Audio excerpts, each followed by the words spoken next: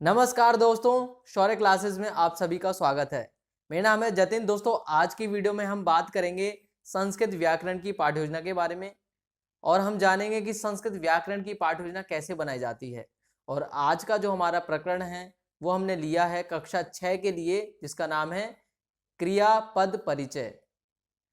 तो आइए दोस्तों बात करते हैं संस्कृत व्याकरण की पाठ्य योजना के बारे में कि संस्कृत व्याकरण की पाठ्य योजना बनाने के लिए सबसे पहले क्या किया जाता है। तो संस्कृत व्याकरण की पाठ्य योजना में भी सबसे पहले कुछ सामान्य चीजें लिखनी ज्यादा जरूरी होती हैं, जिन्हें सामान्य प्रविष्टियां कहा जाता है। जैसे कि विद्यालय का नाम क्या है आप देख सकते हैं, ठीक है। जहाँ भी आप टीचिंग प्रैक्टिस करने जा रहे हैं उस विद्यालय का नाम क्या है वो यहाँ पर लिखेंगे। कक्षा कौन सी है, उसका वर्ग क्या है। दिनांक कौन सी है, जिस दिन आप प्रेजेंटेशन या प्रस्तुतिकरण करेंगे उस दिन की दिनांक लिखेंगे। दिवस क्या है। फिर विषय क्या है, विषय हमने लिखा है संस्कृतम व्याकरणम, क्योंकि ये संस्कृत व्याकरण की पाठ्य योजना है। उसके बाद कालांश क्या है वो लिखेंगे।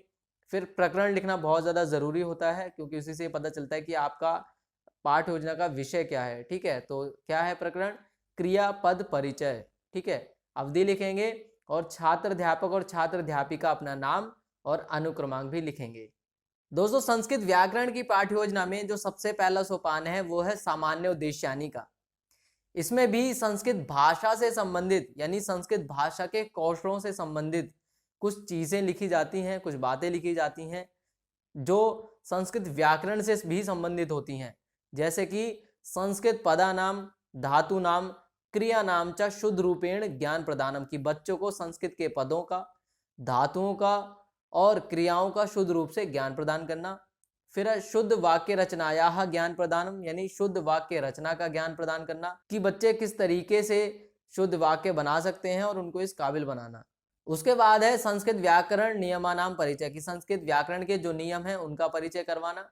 फिर है छात्राणाम तर्क शक्ति रचनात्मक प्रवृत्तिश्च विकासा, कि छात्रों में तर्क शक्ति और रचनात्मक प्रवृत्ति का विकास करना। उसके बाद आता है विशिष्ट उद्देश्य का सोपान। इसमें हमने लिखा है कि क्रियापदस्य परिचय शुद्ध रूपाणाम अभ्यासश्च, इसका मतलब है कि क्रियापद का परिचय और शुद्ध रूपों का अभ्यास करवाना। फिर आता है पूर्व ज्ञानम का सोपान। इसके अंतर्गत हम वही लिखते हैं कि बच्चों को क्रियापद परिचय पढ़ने से पहले किस चीज का पूर्व ज्ञान होना जरूरी है या उनको यह पता होगा। तो हमने क्या लिखा है कि छात्रः संस्कृत भाषायाम शब्दानाम च सामान्य रूपेण पूर्व परिचिताः सन्ति। अब कक्षा 6 के छात्र हैं तो उनको संस्कृत भाषा का और संस्कृत के शब्दों का सामान्य रूप से परिचय तो होना बनता ही है, ठीक है। तो ये सब चीजें उनको पता है, तो इसके आधार पर ही हम क्रियापद परिचय पढ़ा रहे हैं। फिर आता है हमारा सोपान सहायक उपकरणानि का। इसमें वही हमें पढ़ाने से संबंधित जो सहायक सामग्री होती है, जो सहायक चीजें होती हैं उनको लिखते हैं। जैसे कि पाठ्य पुस्तक की अगर आवश्यकता तो वो लिखेंगे, नहीं तो लपेट श्यामपट, चौक, मार्जनी, संकेतिका, चार्ट और फ्लैश कार्ड आदि का भी आप प्रयोग कर सकते हैं और यहाँ पर लिख सकते हैं। फिर आता है प्रस्तावना का सोपान, जो बहुत ही ज्यादा इंपॉर्टेंट होता है। और ध्यान रहे कि जो प्रस्तावना के सोपान है इसमें मैक्सिमम हमें 3 से 5 प्रश्न बनाने होते हैं, ठीक है। कितने, 3 से 5 प्रश्न ही हमें बनाने होते हैं। और ध्यान रहे कि जो सभी प्रश्न हैं वो एक दूसरे से जुड़े हुए होने चाहिए जिगजैग फॉर्म में, ठीक है। यानी कि जो पहला प्रश्न होगा उसका जो आंसर आएगा उसी आंसर से ही दूसरा प्रश्न बनेगा और दूसरे प्रश्न के आंसर से तीसरा प्रश्न। और ये भी ध्यान रहे कि जो अंतिम प्रश्न है वो समस्यात्मक हो। प्रस्तावना के सोपान के कुछ 2 प्रश्न यहाँ पर इस दूसरी स्लाइड में है, तो आप यहाँ से देख सकते हैं। और ध्यान यही रखना है कि इसका जो अंतिम प्रश्न है वो समस्यात्मक हो।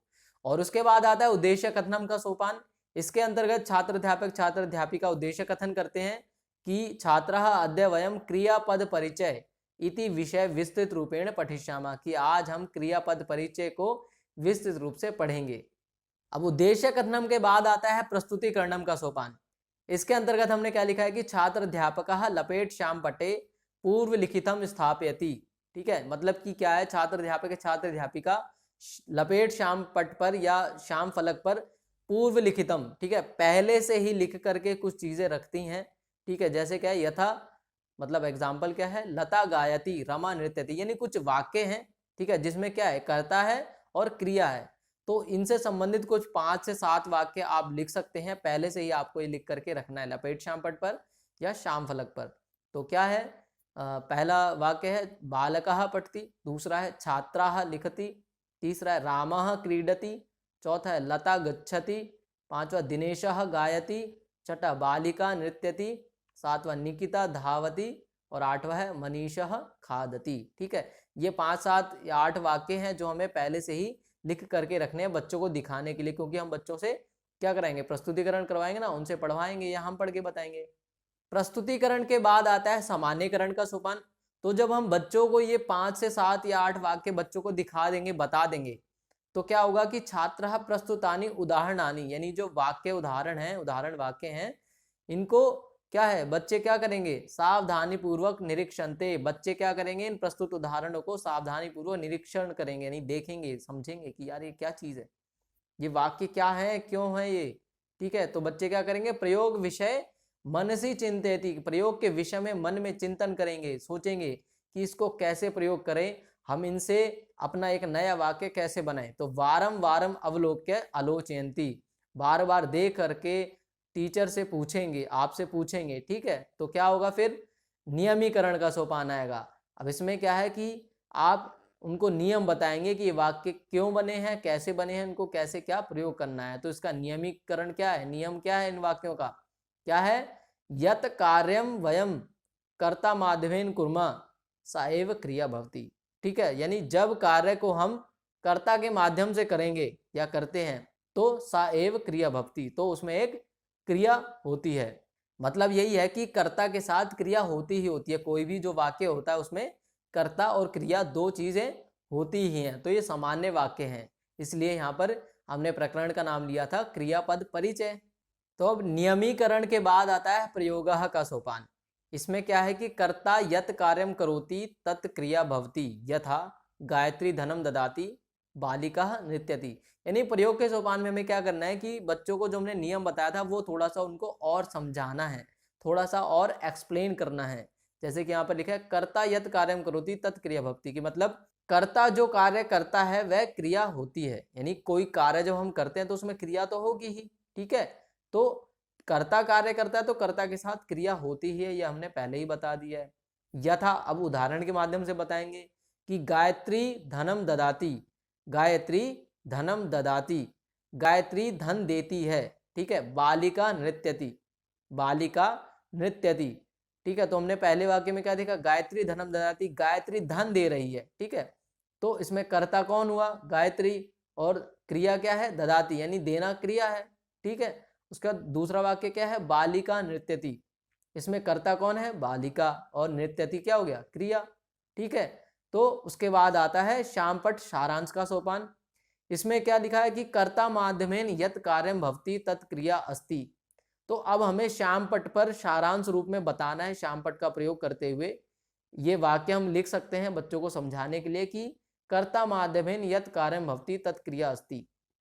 मतलब ये है कि किसी भी वाक्य में कर्ता के माध्यम से कोई कार्य होता है, ठीक है, तो वह क्रिया भी होती है, वहां क्रिया भी होती है, यानी उसमें क्रिया होती है। कोई भी कार्य अगर कर्ता करता है, ठीक है, कर्ता अगर कोई भी कार्य करता है तो वहां पर क्रिया होती है। ठीक है, जैसे क्रिया क्या है, क्रिया शब्द क्या है, पठति, खादति, गच्छति, वदति, लिखति, नृत्यति, हसति आदि। ठीक है, सभी क्या है, क्रिया है। इनके आगे अगर हम कोई भी काम करते हैं, ठीक है, ये तो क्रिया ही होगी ना, करना, लेकिन जो काम करता है वो कर्ता हो गया यहाँ पर। ठीक है, मतलब इस तरीके से होना, कर्ता ने कर्म को करण से, ठीक है, इस तरीके से। तो ये कर्ता और क्रिया का यहाँ पर थोड़ा सा समझाना पड़ेगा बच्चों को। तो भाई अब श्यामपट सारांश के बाद आता है पुनरावृत्त्यात्मक प्रश्न का सोपान। इसमें पुनरावृत्ति के लिए कि बच्चों को चीजें समझ में आई हैं क्या नहीं, जो आपने बताया है, समझाया, वो बच्चों को ठीक से समझ में आ गया है या नहीं, यह पता लगाने के लिए पुनरावृत्त्यात्मक प्रश्नों का सोपान का प्रयोग किया जाता है। इसमें हम 3 से 4 प्रश्न विषय से संबंधित, प्रकरण से संबंधित लिख सकते हैं, बच्चों से पूछ सकते हैं। और इसके बाद यदि समय शेष रहता है, समय बचता है आपकी क्लास का, तो आप कक्षा कार्य का सोपान भी प्रयोग कर सकते हैं। जैसे कि हमने यहाँ पर एक प्रश्न पूछा है, आप भी 1-2 प्रश्न पूछ सकते हैं, लिख सकते हैं कि सर्वे छात्राः क्रियापदम योजयित्वा पंच वाक्यानि निर्माणम करोतु। अगर आपके पास 10 से 15 मिनट का समय है तो बच्चों को टाइम दीजिए और कहिए कि सभी छात्र क्रियापदों का प्रयोग करते हुए 5-5 वाक्यों का निर्माण कीजिए। ठीक है, इस तरीके से बोल सकते हैं। और इसी के साथ ही हमारा अंतिम सोपान जो है वो है गृह कार्यम का। ठीक है, गृह कार्यम के सोपान में विषय से संबंधित, प्रकरण से संबंधित बच्चों के स्तर से संबंधित 2 से 3 प्रश्न बच्चों को गृह कार्य के लिए हम दे सकते हैं। ठीक है, हमने यहाँ पर क्या दिया है कि क्रियापदानि प्रयोगम कृत्वा 10 वाक्य निर्माणम करोतु, कि क्रियापदों का प्रयोग करके 10 वाक्यों का निर्माण कीजिए। दोस्तों इस वीडियो को ज़्यादा से ज़्यादा लाइक करें और अपने सभी दोस्तों के साथ शेयर करें, जिससे कि वीडियो सभी तक पहुंच सके। और मुझे कमेंट बॉक्स में किन्हीं 5 क्रियाओं का नाम लिख करके बताइए। और अगर आप चैनल पे नए हैं तो चैनल को सब्सक्राइब कीजिए और बेल आइकन पर क्लिक कीजिए, जिससे कि आपको आने वाली वीडियोस के नोटिफिकेशन मिलते रहेंगे। धन्यवाद।